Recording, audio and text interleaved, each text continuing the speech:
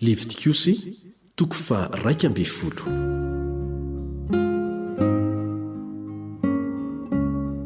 Ny lalànany amin'ny biby madio sy maloto.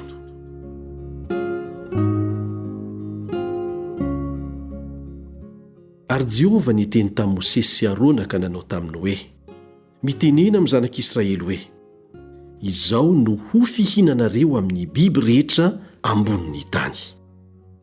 Izay biby rehetra mivaky kitro ka misaraka tsara ny kitrony sady mandinika izy no ho fihinanareo. Kanefa amin'izay mandinika sy mivaky kitro dia izao kosa no tsy ho fihinanareo: ny rameva, satria mandinika ihany izy nefa tsy mba mivaky kitro, maloto aminareo izy.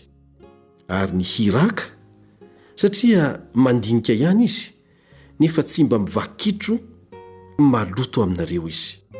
Ary ny rabitro, satria mandinika ihany izy nefa tsy mba mivaky kitro, maloto aminareo izy. Ary ny kisoa, satria mivaky kitro ihany izy ka misaraka tsara ny kitrony nefa tsy mba mandinika izy, maloto aminareo izy. Ny henany reny tsy ho fihinanareo, ary ny fatiny tsy ho kasihinareo akory, zava-maloto aminareo ireny. Ary amin'izay rehetra ao anatin'ny rano dia izao no fihinanareo: izay rehetra misy vombony sy kirany ao anaty rano, na ao anatin'ny ranomasina, na ao anatin'ny ony no ho fihinanareo. Fa izay rehetra tsy misy vombony sy kirany kosa, na ao anatin'ny ranomasina, na ao anatin'ny ony, na amin'izay rehetra mihetsiketsika ao anaty rano sy amin'ny zava-mananaina izay ao anaty rano, fahavetavetana aminareo ireny. Eno fahavetavetana aminareo ireny, tsy ho fihinanareo ny nofony, ary ataonareo ho zava-betaveta ny fatiny. Izay rehetra tsy misy vombony na kirany ao anaty rano dia ho zava-betaveta aminareo. Fa izao no zava-betaveta aminareo amin'ny vorona, ka tsy ho fihinanareo, fa zava-betaveta izy. Ny volotora sy ny gipa sy ny ankoay, ary ny papango sy ny voromahery isan-karazany, ary ny goaika rehetra isan-karazany, ary ny ostrisa sy ny tararaka sy ny vorondrika sy ny tsikitsika isan-karazany, ary ny vorondolo sy ny manarana sy ny vorondolo lehibe, ary ny bisa sy ny sama, ary ny volotora madinika sy ny vano sy ny vanobe isan-karazany, ary ny takidara sy ny manavy. Ny zava-mandady rehetra izay manana elatra sady mandeha tongotra efatra dia ho zava-betaveta aminareo.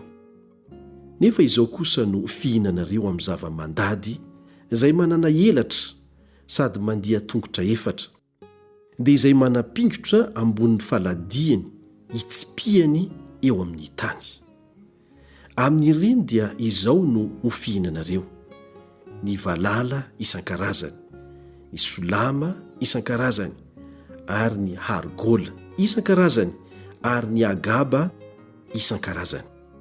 Fa ny zava-mandady rehetra izay manana elatra sady mandeha tongotra efatra afa-tsy ireo dia ho zava-betaveta aminareo.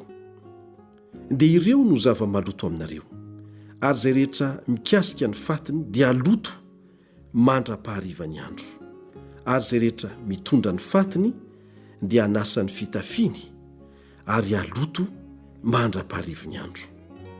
Ny biby rehetra izay mivaky kitro nefa tsy mba misara kitro tsara sady tsy mba mandinika dia ho zava-maloto aminareo. Haloto izay rehetra mikasika azy. Ary izay rehetra mandeha amin'ny faladiany amin'ny biby rehetra izay mandeha tongotra efatra dia zava-maloto aminareo. Aloto mandra-pahariva ny andro izay rehetra mikasika ny fatiny. Ary izay mitondra ny fatiny dia anasany fitafiny, ka aloto mandra-pahariva ny andro. Ho zava-maloto aminareo ireny. Ary izao no aloto aminareo amin'ny biby izay mandady na mikisaka amin'ny tany: ny kionkiona sy ny totozy ary ny sitry isan-karazany, ary ny anaka sy ny koaha sy ny letaha sy ny ometa ary ny tana. Ireo no maloto aminareo amin'ny biby rehetra izay mandady na mikisaka. Izay rehetra mikasika ny fatin'ireo dia aloto mandra-pahariva ny andro. Ary izay zavatra rehetra ilatsahan'ny fatin'ireo, na fanaka hazo, na fitafiana, na hoditra, na lasaka, izay mety ho fanaovan-javatra na inona dia aloto, ka tsy maintsy atao anaty rano izany, ary haloto mandra-pahariva ny andro izy vao adio.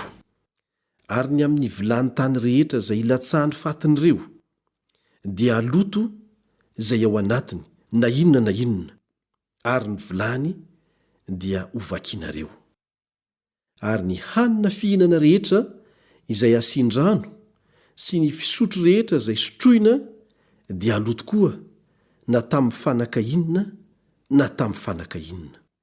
Ary aloto izay zavatra rehetra ilatsahan'ny fatin'ireo, na fanendasana, na vilany mirakotra, dia ho vakivakiana izany, fa maloto ireny ary ho zava-maloto aminareo. Kanefa ny loharano na ny lavaka famorin-drano izay misy ranobe dia adio ihany, fa izay mikasika ny fatin-javatra eo no haloto.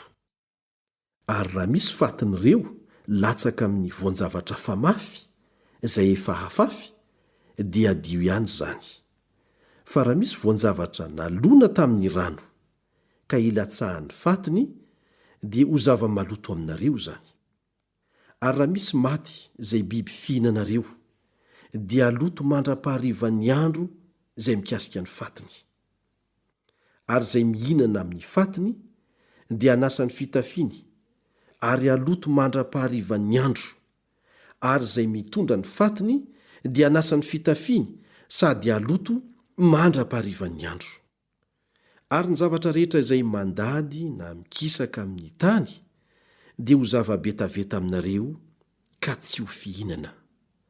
Izay rehetra mandady amin'ny kibony sy izay rehetra mandiha tongotra efatra ary izay rehetra maro tongotra, dia ny biby rehetra izay mandady na mikisaka amin'ny tany dia tsy ho fihinanareo, fa zava-betaveta ireny. Aza mametaveta ny tenanareo amin'izay biby mandady na mikisaka, ary aza mandoto ny tenanareo aminy mba tsy hahaloto anareo izany. Fa izaho no Jehovahandriamanitrareo, dia manamasina ny tenanareo ka ho masina ianareo, satria masina aho. Ary aza mandoto ny tenanareo amin'izay zavatra mandady na mikisaka amin'ny tany. Fa izaho no Jehova izay nitondra anareo niakatra avy tany amin'ny tany Egipta mba ho Andriamanitrareo, ka dia ho masina ianareo satria masina. Izany no lalàna ny amin'ny biby sy ny vorona sy ny zava-mananaina rehetra izay mihetsiketsika ao anaty rano, ary ny zava-mananaina rehetra izay mandady na mikisaka amin'ny tany, mba hanavahana ny maloto sy ny madio, ary ny biby izay ho fihinana sy ny biby izay tsy ho fihinana.